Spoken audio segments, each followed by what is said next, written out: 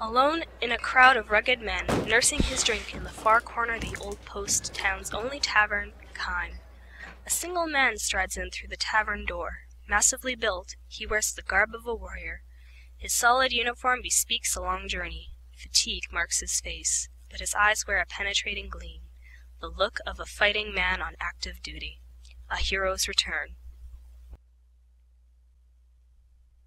The tavern's din hushes instantly. Every drunken eye in the place fastens on the soldier with awe and gratitude. The long war with the neighboring country has ended at last, and the men who fought on the front lines are returning to their homes. So it is with this military man. The soldier takes a seat at the table next to Kaim's, and downs a slug of liquor with the forcefulness of a hard drinker, a man who drinks to kill his pain. 2 cups. 3. 4. Another customer approaches him, bottle in hand, wearing an integrating grin, a typically crafty town punk. "Let me offer you a drink," wheedles the man, "as a token of gratitude for your heroic efforts on behalf of the fatherland." The soldier unseemingly allows this man to fill his cup. "How was it at the front? I'm sure you performed many vigilant deeds on the battlefield."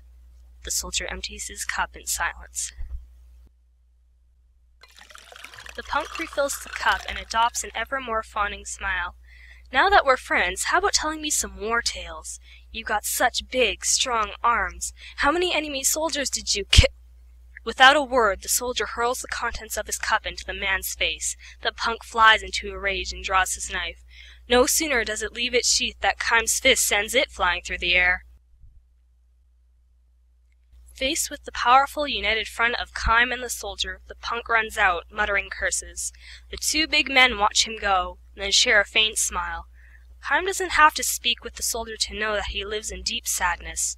For his part, the soldier, having cheated death any number of times, is aware of the shadow that lurks in Kaim's expression. The tavern's din returns. Kaim and the soldier pour each other drinks. "I've got a wife and daughter I haven't seen since I shipped out," says the soldier. "It's been 3 long years." He lets himself smile shyly now for the first time as he takes a photograph of his wife and daughter from his pocket and shows it to Kaim.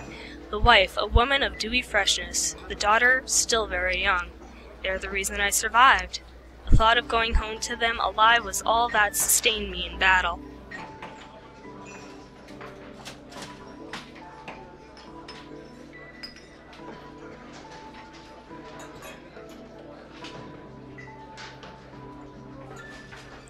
"Is your home far from here?" "No, my village is just over the next pass. I'm sure they've heard of the news that the war is over and can hardly wait to have me home." "You could get there tonight if you wanted to badly enough. It was that close. But," the soldier downs a mouthful of liquor and groans, "I'm afraid."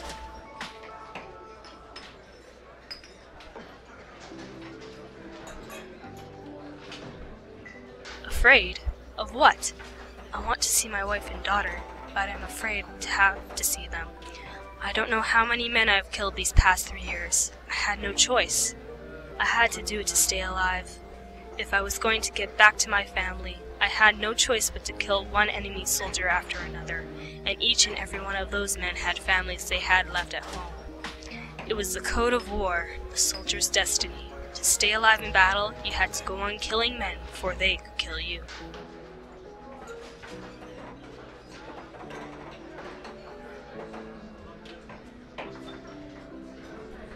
"I had no time to think about such things at the front. I was too busy trying to survive. I see it now, though, now that the war is over. 3 years of sin are carved into my face. This is the face of a killer. I don't want to show this face to my wife and daughter." The soldier pulls out a leather pouch from which he withdraws a small stone. He tells Kaim it is an unpolished gemstone, something he found shortly after he left for the battlefield.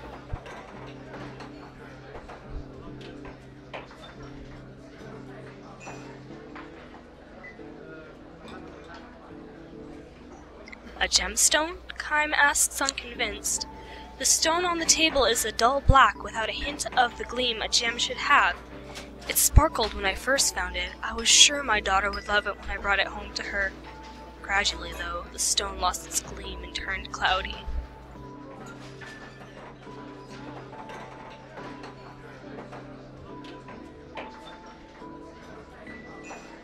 Every time I killed an enemy soldier, something like the stain of his blood would rise to the surface of the stone.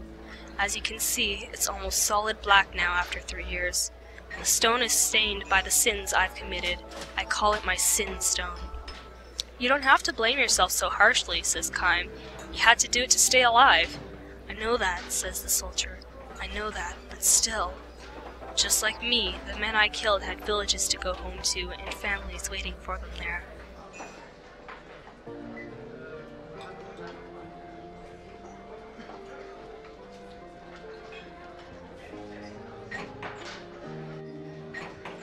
The soldier then says to Kaim, "You too, I suppose. You must have a family."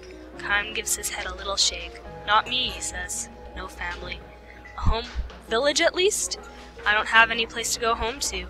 Eternal traveler, eh?" "Uh-huh, that's me." The soldier chuckles softly and gives Kaim a sour smile. It is hard to tell how fully he believes what Kaim has told him. He slips the sin stone into a leather pouch and says, "You know what I think? If the stone turned darker every time I took a life, it ought to get some of its gleam back every time I save a life."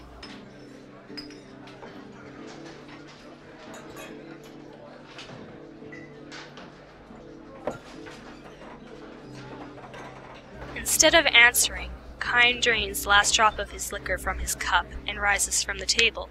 The soldier remains in his chair, and Kaim, staring down at him, offers him these words of advice. "If you have a place you can go home to, you should go to it. Just go. No matter how much guilt you may have weighing you down, I'm sure your wife and daughter will understand. You're no criminal. You're a hero. You fought your heart out to stay alive." "I'm glad I met you," says the soldier. "I needed to hear that." He holds his right hand out to Kaim, who grasps it in return. "I hope your travels go well," says the soldier.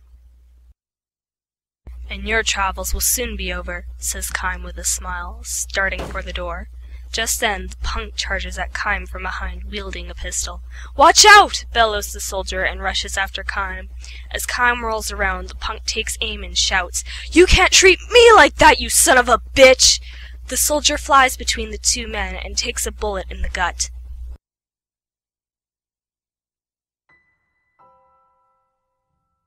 And so, as he so desperately wished to do, the soldier had saved someone's life. Ironically, it is for the life of Kaim, a man who can neither age nor die, that the soldier had traded his one and only life.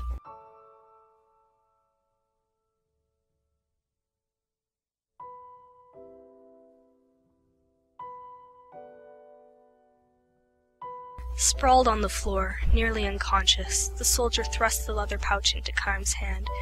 "Look at my sin stone, will you? Maybe, he says, chuckling weakly. Some of its shine has come back. Blood spurts from his mouth, strangling the laugh. Kaim looks inside the bag and says, "It's sparkling now. It's clean." "It is?" gasps the soldier. "Good. My daughter will be so glad."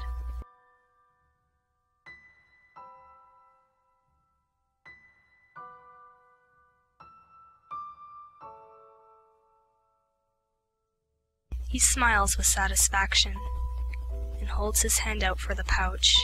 Gently, Kaim lays the pouch on the palm of his hand and folds the man's fingers over it.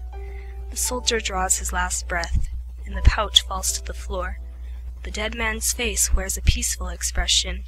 The stone, however, the man's sin stone, which has rolled from the open pouch, is as black as ever.